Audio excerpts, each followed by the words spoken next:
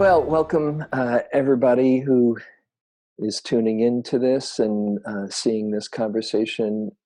It's a real pleasure, and I'm excited to have our guest for this segment, Ruth King, uh, spirit rock teacher, uh, mindfulness and Dharma teacher, author. Her new book coming out in June is called Mindful of Race, Transforming Racism from the Inside Out.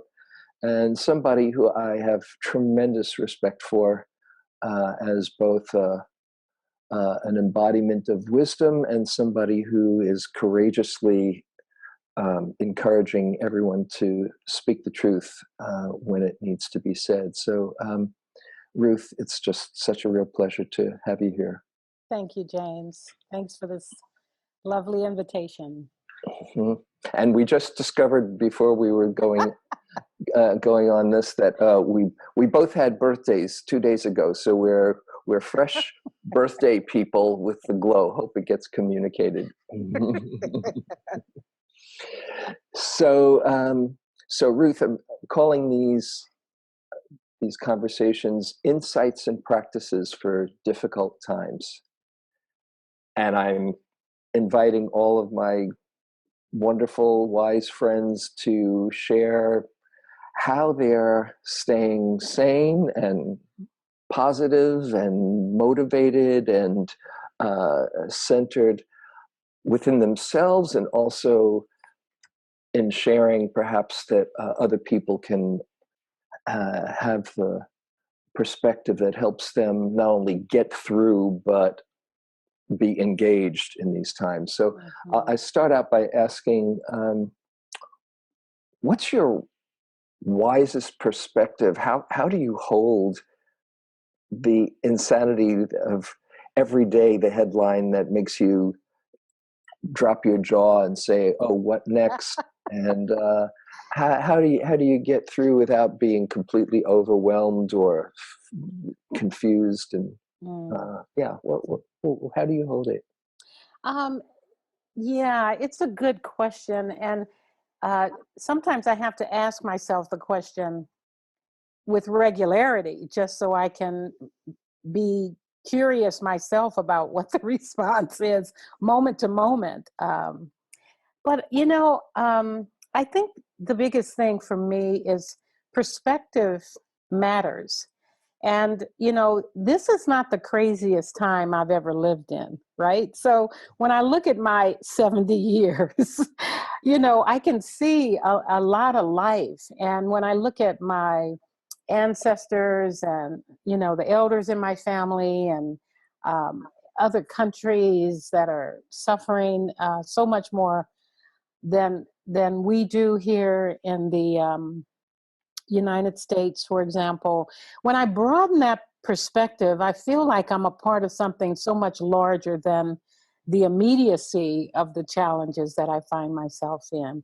And it really helps. It lightens the heart just enough for me to kind of catch a breath and settle in to this moment and remember, if you will, my precepts, my intentions around not to harm, and knowing the impact that I have, that what I'm doing plant seeds, just remembering that little something, and proceeding with caution, not in a caution that keeps me paralyzed, but in a wise caution or a responsible caution, that knowing where I know what I do next matters. It has an effect on the larger atmosphere of our culture, our care for each other. So some of it is about slowing down, opening wide, and resting a bit before acting, uh, but acting and knowing that those actions have impact. So really understanding the need to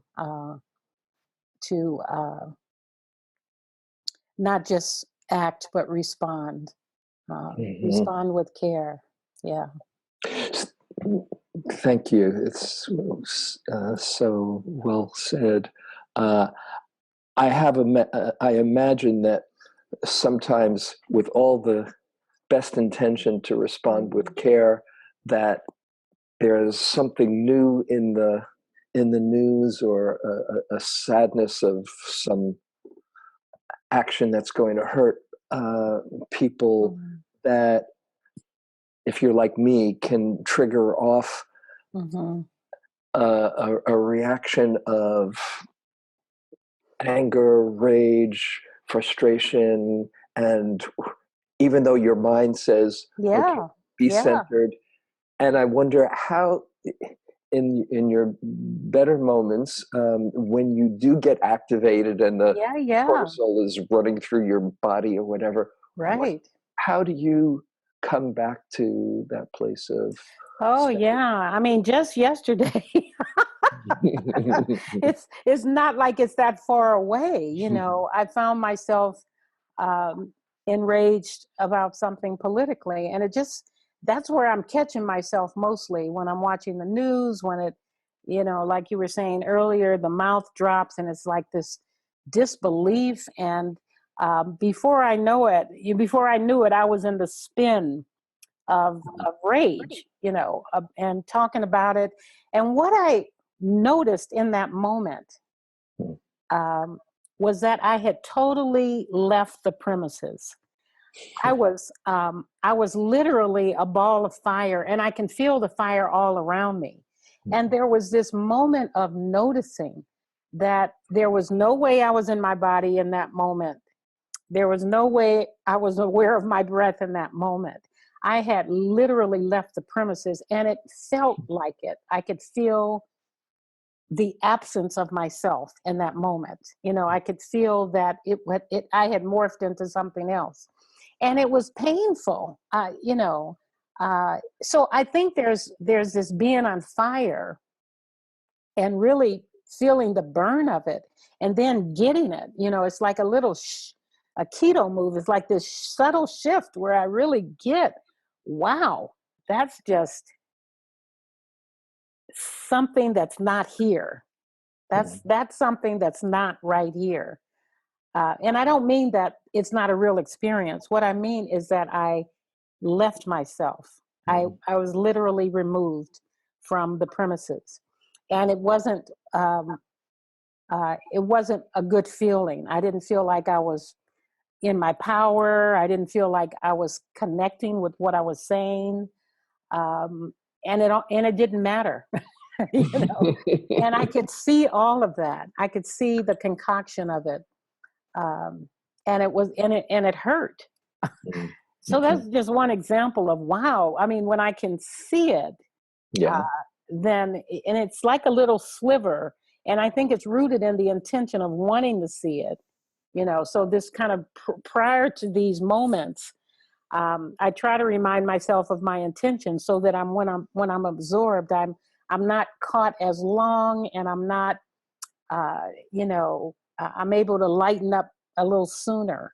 But I still get caught. I was in a retreat earlier this year, uh, and I had gotten concentrated enough to where I touch my I went to touch my heart.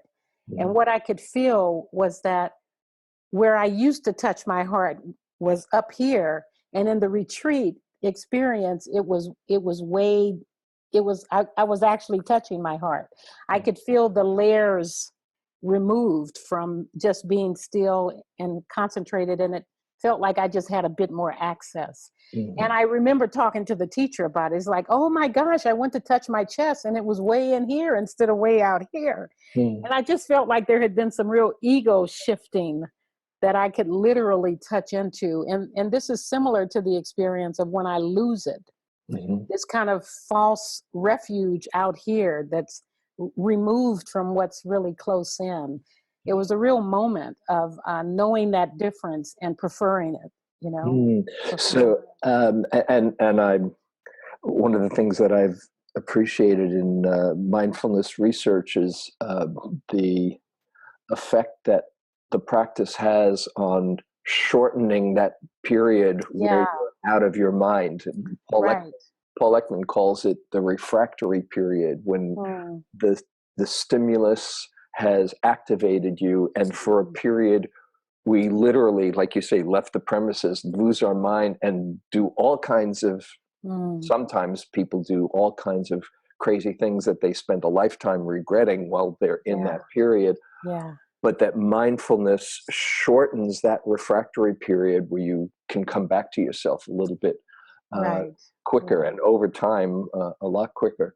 But let me ask you this. So, okay, so you saw it Mm-hmm. and you said, oh, um, this is painful, this, Mm. but you're still activated.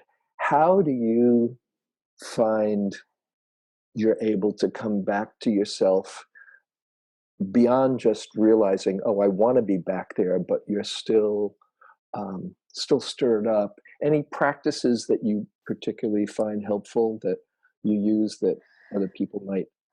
Yeah. Well, sometimes I just allow it, because I don't know if I can always interrupt it. Sometimes I get the learning after the stimulation has subsided.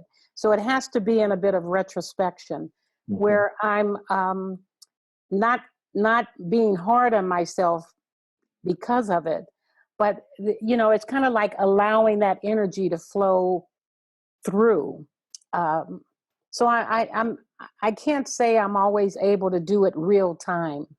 Uh, Sometimes I can catch it, but not always. More and more I can catch it. Mhm. Uh, but I also I think I mentioned that it's the practice of the intention that's happening before the episode, right? Mhm. That I feel like is like the background music that's operating in the elevator. Mhm. So that's the atmosphere that I'm cultivating, so that when these things do happen, uh, it, I'm you know this isn't as intellectual as it sounds, because it really is an experience. It feels like the momentum of the practice carries me in a way that I don't always have a language for. Mhm. What I realize is that I'm just able to snap out of it sooner, reflect on it with a bit more ease when I can't do it real time.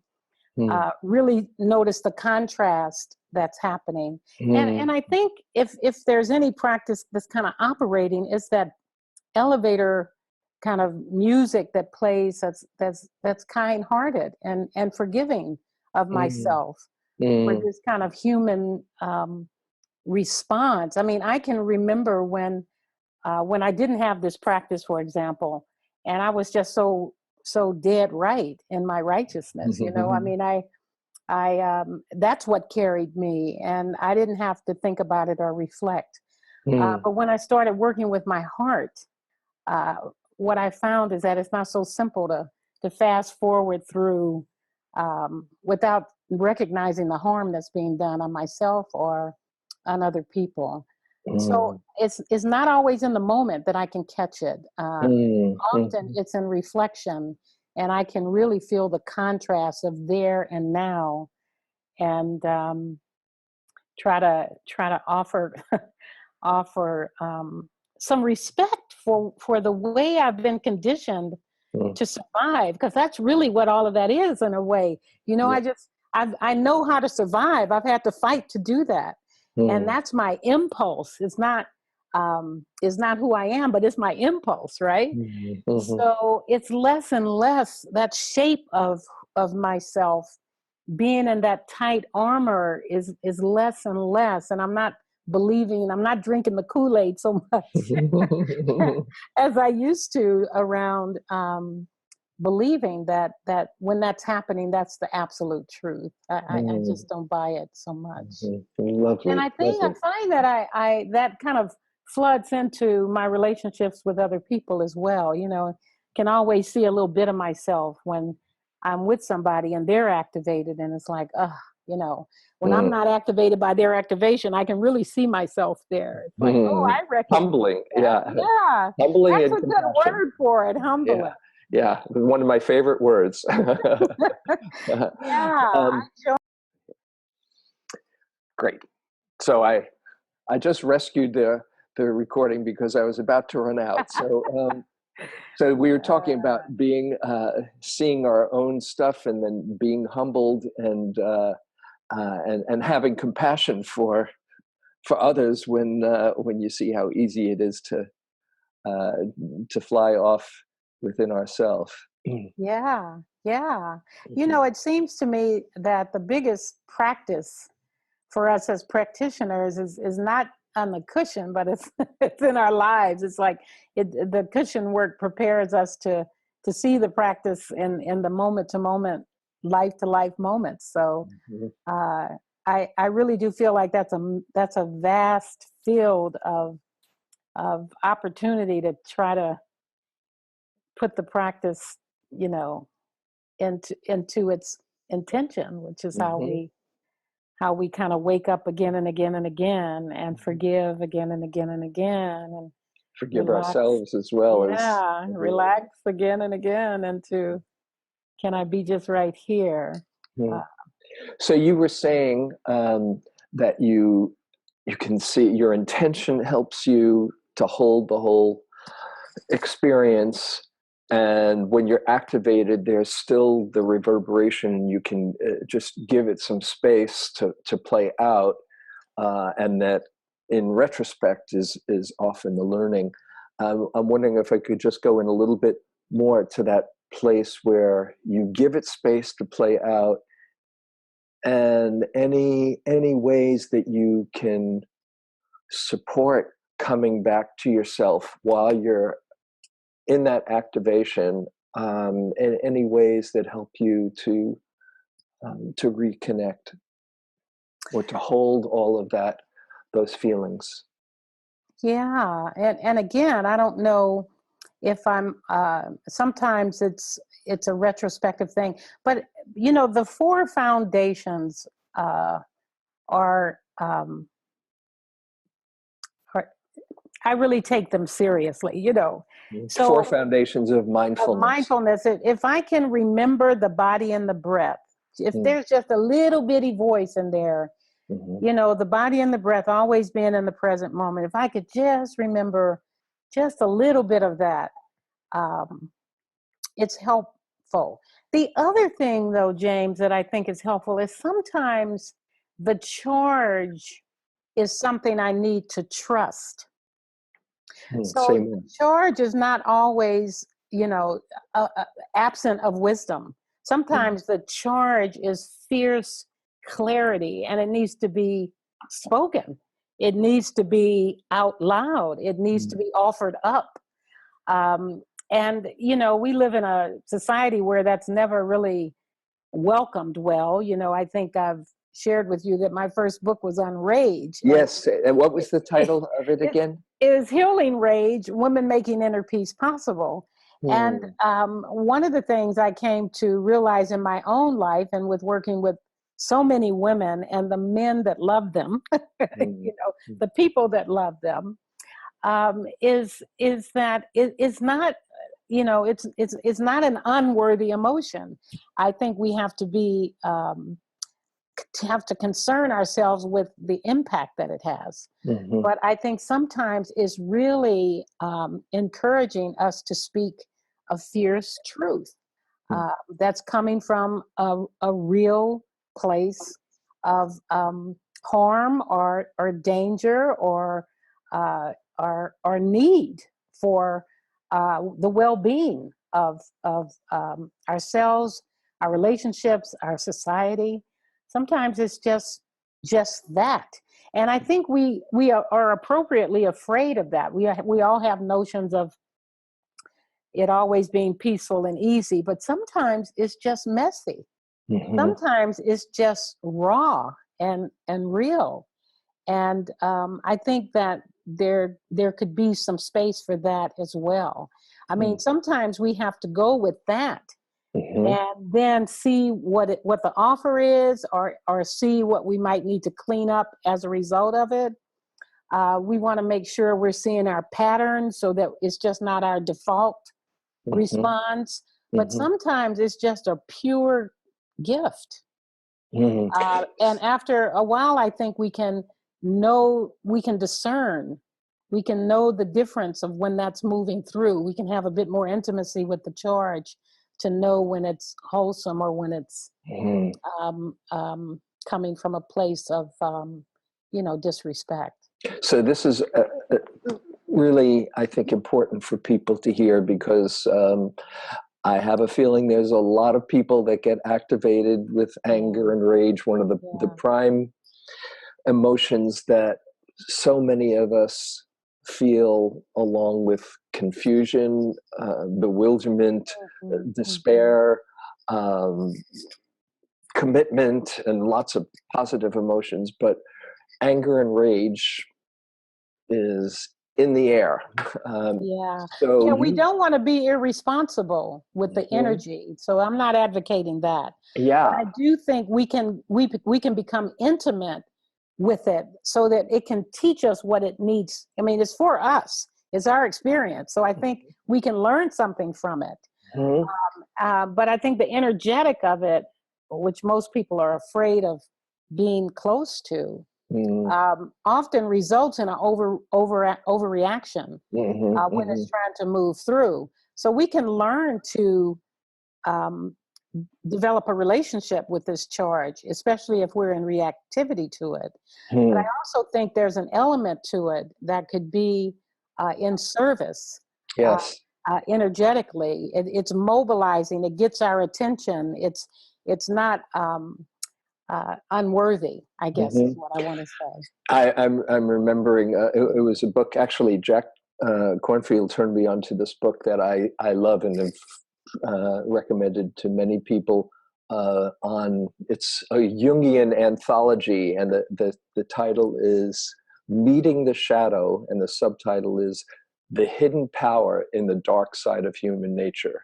Yeah, yeah. Talking about how there is a vitality and there's hmm a hmm deep caring and there's a sense of justice and fairness, as well as seeing all of the ways that we can get activated, that you don't want to stuff your vitality Right, right. and in being a spiritual or an equanimous person. So this is really great. I'd love for you to say a little bit more about how to, when you get into that activated place and there's that healthy rage, how to channel it towards wholesome action as opposed Mm. to unwholesome. Yeah, well, I think we have to take a few steps back because rage really requires a certain investigation. Mm. I mean, it's a dance that we do with this energy because it's very rooted in how we survive, but not how we heal. It's habit energy. So I think we want to know our habits of mind when it comes to rage Mm. and anger.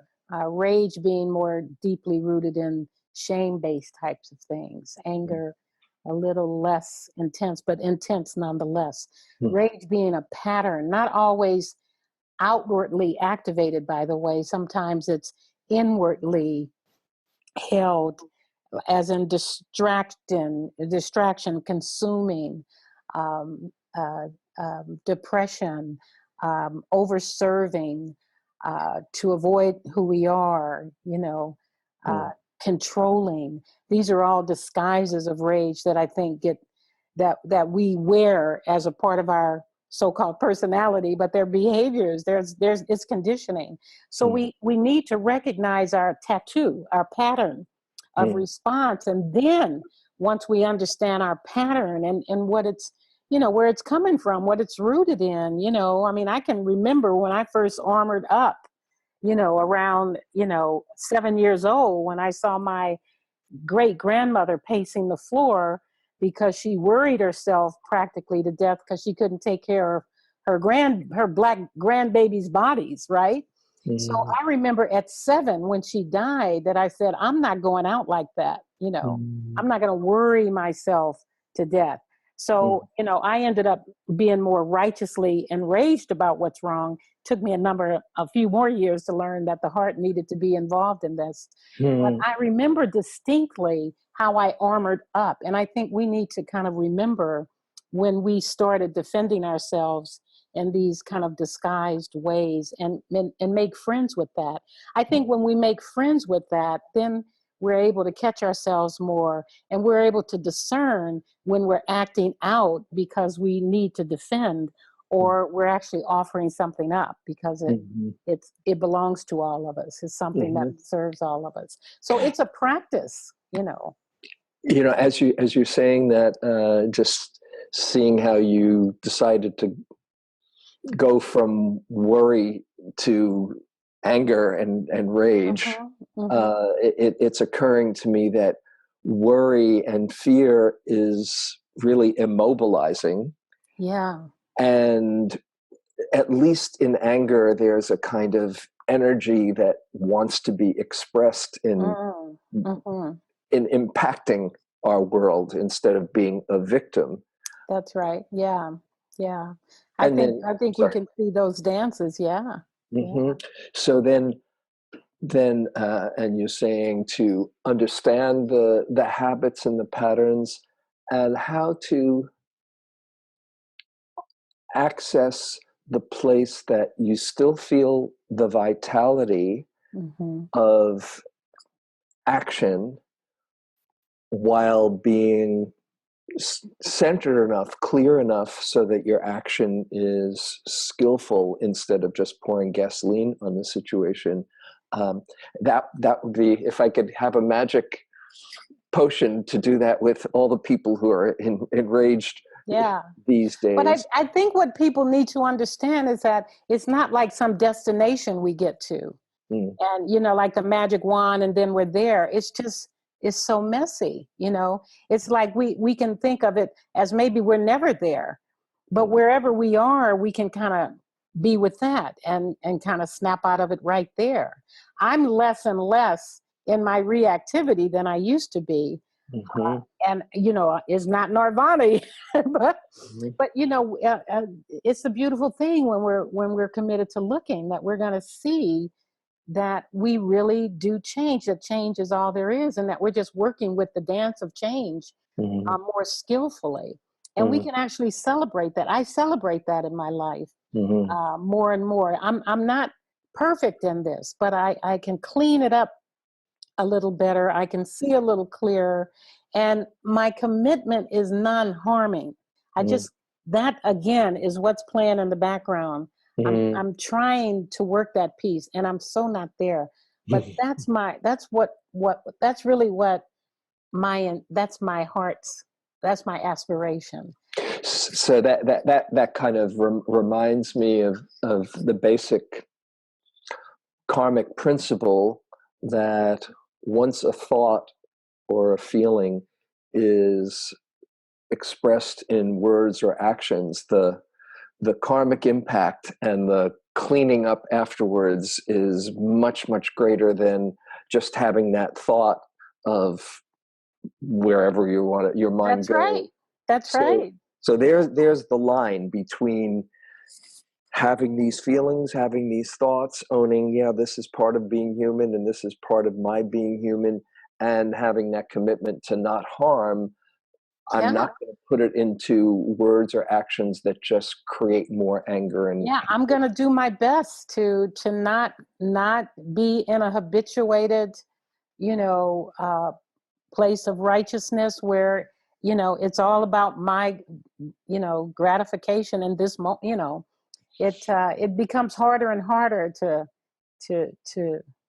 for that to be okay. Hmm. Hmm. Yeah. Great. Well, let me ask, and one of the other things, it's great. We're going to hit on both of your books. We just explore rage for a while, and R and R, uh, rage and rage is race. okay. Great. Well, you being one of the most respected voices in mindfulness and attending to race as an important part of what needs to be healed in our society.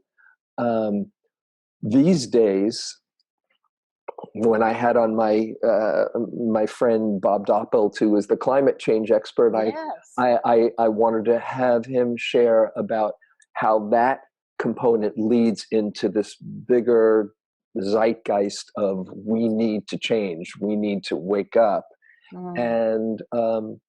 and certainly coming together of the factions who are concerned about environment and the factions that are concerned about uh, uh, political uh, political philosophy, and the factions whose main concern is about gun violence, and those who are concerned about racial inequity, all coming together to see it's all one and the same. But I wonder if you could share a bit from your vantage point how race plays out in the possibility of awakening consciousness in our Mm. society. Mm-hmm. Very, I love the way you frame that as an offering, that this could be a gateway for us, maybe um, uh, seeing ourselves and coming together, uh, shifting the narrative, again, looking at it from the inside out, which is what I think the practice supports us in developing a bit more intimacy with the distress often associated with race and racism. You Mm-hmm. know, there's a way that we are in the society, as long as this topic has been, you know, generationally um, recycled. Mm. Um, it still is something that can take our breath away. For many of us, take our lives away. Um, you know, there's still something about this topic that makes our skin crawl, Mm-hmm. that is unfinished. The ancestors are not happy, you know. You know, what's unfinished is reborn, you know. So there's just something that's not attended to around this, that we may not see in our lifetime. But one of the things I'm trying to encourage is that we can use this practice to begin to investigate our conditioning, so that we can change our relationship to this stimuli or to this numbness that some of us have. Mm-hmm. So my prayer is that we get educated around our conditioning at a very personal level. Sometimes when it comes to race and racism, people are often running to do what needs to be fixed in our social arena, and that doesn't need to stop. But there's another piece of work that I think is crucial, and that's the work of looking at how you've been conditioned to see yourself not just as a racial individual, but as also a part of a racial identity group. So, like it or not, in our society, we're all members of racial identity groups. Mm-hmm. And some of us know that, and some of us don't. Mm-hmm. Some of us, a lot of white people, for example, relate to race as I'm a good individual. You know, Mm-hmm. people of color tend to relate to race as I'm a part of a racial collective that is um, oppressed in the society. Mm-hmm. So when we come into the conversations, we come in at different levels of intensity or awareness. White people enter as I'm a good individual. People of color enter as I'm a part of a group that's suffering, and we miss each other. So Mm-hmm. there's some very basic constellations that we can begin to see where we get tripped up repeatedly because we bring different levels of awareness to the table. All racial groups are not created equal. We know this, but we live as though we're not connected to it. There are, when we look at the group identities, not just individual identities, white folks are in a dominating uh, place in society that means something collectively. But Mm-hmm. many white people don't identify with being a part of a white group. They Mm-hmm. identify as good individuals. This trips us up. People of color, or what we share in common is being a part of an oppressed group. That Mhm. means something. There's a dance that happens between dominant and subordinated racial group identities that we can begin to recognize in Mhm. the patterning of harm, the patterning of ignorance, the patterning of duality and missing that we belong to each other. So Mhm. part of what I'm doing in the book is bringing an awareness of how mindfulness can support us in staying engaged enough with the patterning that's happened, so that we don't flee the premises, so that we don't run away and distract ourselves or go into fits of rage or project out. Um, there's a piece of that, it's the disturbance part within us that I'm interested. It's like the Vedana.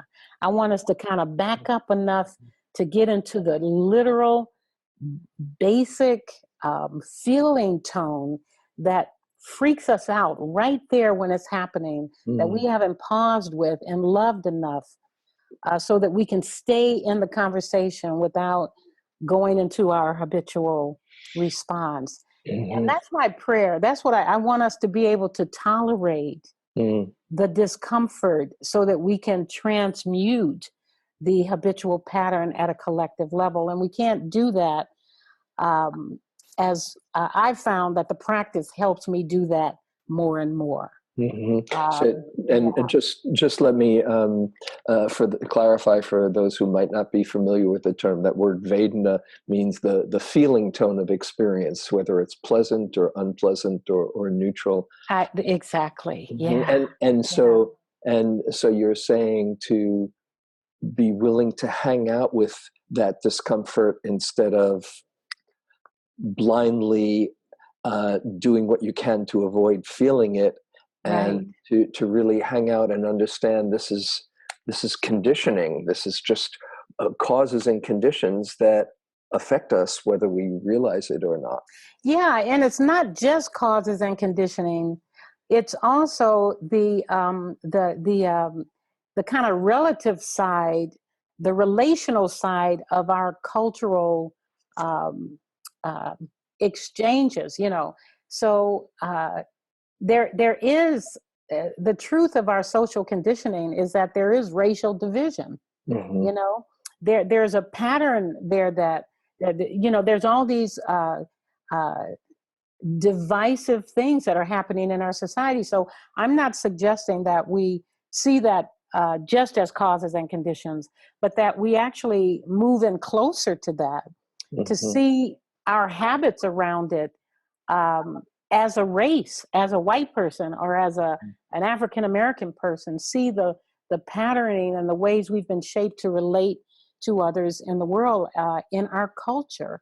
Hmm. So there's a piece of educating in the book that Hmm. supports people in kind of unwrapping and delayering, or decolonizing is one of Dr. Yellowbird's terms, the mind, where we've just been conditioned to see in certain ways, to behave in certain ways, and that there's a racial imprint on that we want to wake up to so that we can change it up, so that Hmm. we can heal it.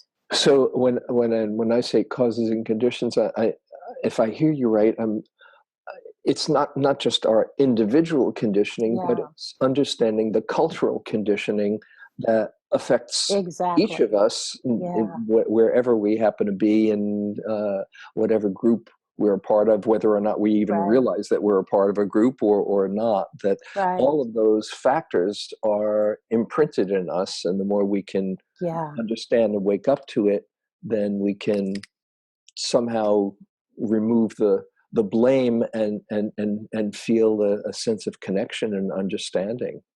Yeah, like I've done quite a bit of the mindful of race training in Charlottesville, and for the past several years, and was very involved with them up to this place where the rally was held there. And there's quite a number of people there that's been kind of using the practice to work with uh, race and the community there. Mm, And I remember after that rally, and Heather was killed, the young girl. mm, The mayor, I believe, got into the city and said, you know, this, the racists can need to leave Charlottesville. You are not welcome here. And my attitude was, well, where are they gonna go? And what, if they don't belong here, then where do you think they belong? I think they're our baby. There's a way that they are a part of this social fabric. So it's not like there's some place anybody can go and then we're kind of like free of it. So the understanding that these are people that are part of our social fabric and recognizing ourselves in them, and looking at what needs to be done to bring that into a sense of equanimity and social balance is part of the work, especially part of the work for white people. mhm, But also for people of color, we have a different kind of work that we do. But for white people to be able to come together as white people and look at this thing called whiteness would really is a really important encouragement that I have, that I talk about in the book and also in the work that I'm doing. mm. And as a white person, I know it's been um, illuminating to see how unconscious that Mm-hmm. can be, and seeing the conditioning, both cultural and personal, and and humbling, and it's work to, as you say, feeling the Vedana and the discomfort of it without either running away or completely imploding with Yes. guilt, Mm-hmm. and to just Mm-hmm. personally, I don't know how you, if this is so for you, the way I find helpful to hold it within myself and my whiteness is to, as much as I can, understand the cultural conditioning, my personal conditioning, Mm-hmm. my intention to wake up, and my intention to see my blindness. But the guilt doesn't help. The It doesn't help, the, no. guilt just, and you're talking to somebody who's somewhat of an authority on guilt. Okay, all Raised right. by my, if you ever see the Confessions of a Jewish Mother, my mother, who's a riot, talking about what it's like to, give a sigh or some tears. Mm-hmm. Why didn't you call me, Uh-huh. like that? And and it's taken me a lot of practice to not be a victim of my own guilt in my life. Exactly. Exactly. So to And so change here's that, yeah. here's what can help with that I Mhm. find really helpful, not just for white people, but I'm a big advocate for racial affinity groups Mm. where white folks get together, African Americans get together, Latinx get together, and we begin to kind of unwrap our conditioning together. The reason this is so crucial for white people is because I know a lot of white people who individually try to do this on their own. Mm. And it can be a little maddening. It's maddening on any way you slice it. But it Mm. can really be maddening to attempt to do it on your own, because doing it on your own also reinforces the individual as opposed to the group. But Mhm. when white people come together to do this work as from 3 to 5 white people Mm. getting together, I have a download on my website on forming racial affinity groups that has the structure as well as, Mm. about 50, 60 questions to Mm. begin to unpack and look deeply into that conditioning together. And what doing it in a group does is that it supports white people in seeing that they are a group, they are a racial group. There Mhm. is something called whiteness, and that they can know about that intimately and begin to feel from the inside out, the shape of it and the taste of it and the impulses around it, and wake up together. And this has really been so helpful for a number of racial groups to have this experience of unfolding. So it's not a group that comes together to fix the racial issue out here, because there's groups that can do that, and many people I know are already doing that. This is a group of really understanding and befriending and transforming through the practice of mindfulness our habits of mind around race, the ways the stories we've been told that are no longer true, but we haven't kind of checked them out and put them in check, and to really be supported in doing that. That's the Sangha, that's the community part of our practice that I think is not as reinforced or really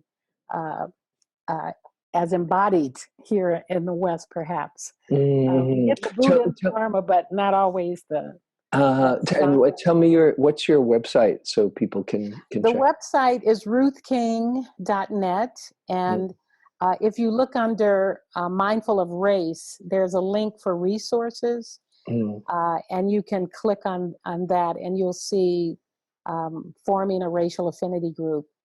It's also on the Mindful of Race page, the main page of that link, forming a racial affinity group. That's what a great resource. Yeah, Fabulous. it really is. People are really benefiting a lot from it. Oh, great.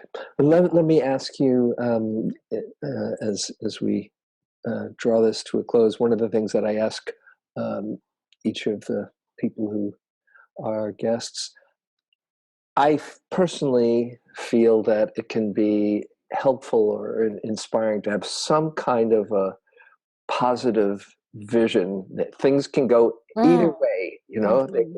We can be seeing the end of the world, or at least of humanity on it as we self-destruct, or something else. And for me, it always helps to have a positive vision to hold that can engage me. And I wonder if you'd share, if you do have a positive vision, what it might be.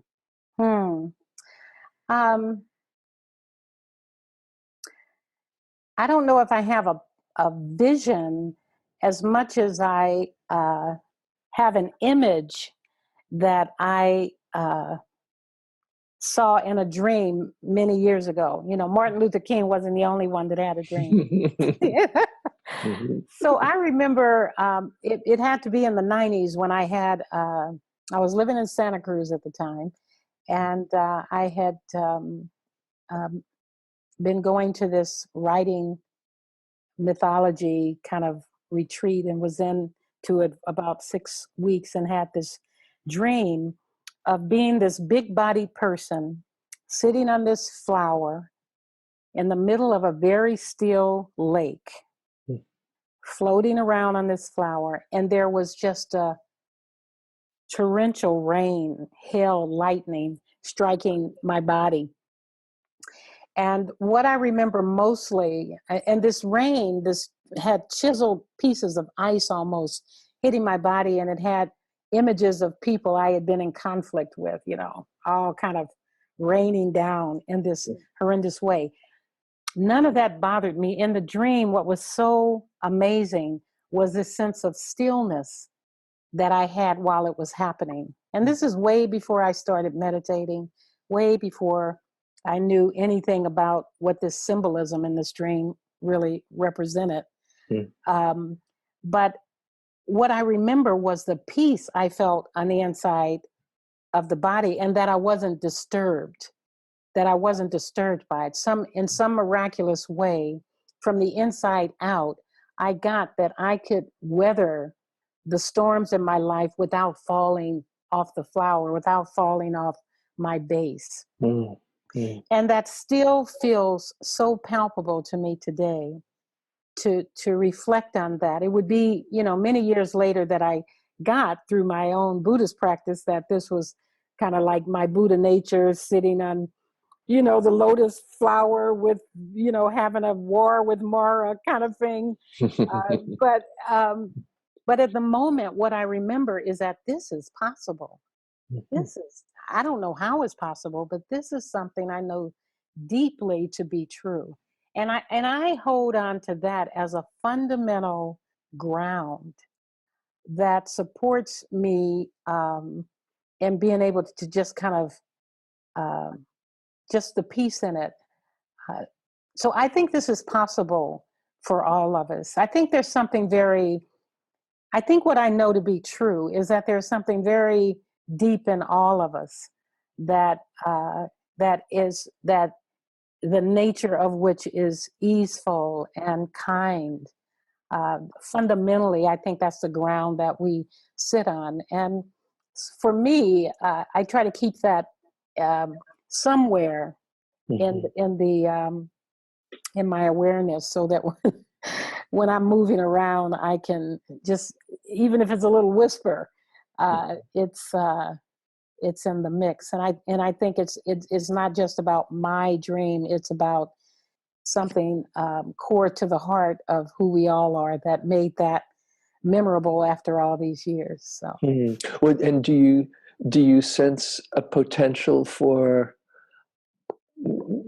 the society to become more awake and more conscious and somehow move through the divisiveness, or I what do you I sense feel is like it's possible? definitely a possibility, whether we see that or not in our lifetime as a collective.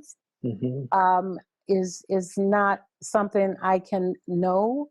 I do believe that we can have increasing moments of tapping into this sense of equanimity and steadiness of mind and heart, so that the heart can shine more. I think the more examples of individuals doing that, the more palpable it becomes, or possible it becomes for other people. I believe that's possible for us. I think we're in a place where a lot of waking up is happening right now in society. So I think that will have momentum. Um, you know, but it's just hard to know what the unfolding will actually be. Um, yeah, Yeah, well, yeah, you have yeah. to let go of your timetable, but it seems like it's a worthwhile thing to move towards. Yeah. Yeah, I don't know if I always find that I'm moving towards a destination as much as I'm moving towards increasing moments where I know that um, uh, there's something really possible and true. Mm. Yeah. Well, glad to have you help wake us up and Oh. lead the charge, Mm. and all the beautiful work that you're doing. Uh, I know that it ripples out and touches many, and hope through them it keeps on Mm. spreading. So, Thank you so um, much, James, and thank you for this beautiful program and this opportunity for so many people to have access to just goodness hmm. galore. Glad to share it with you. Thank you so much. The best to you. Best to you, and thank you to everybody who's watching this, and hope you are as inspired as I've been hanging out with Ruth. Mm. Well done, and all the best to all of you. Thank Bye. you, James. Bye bye.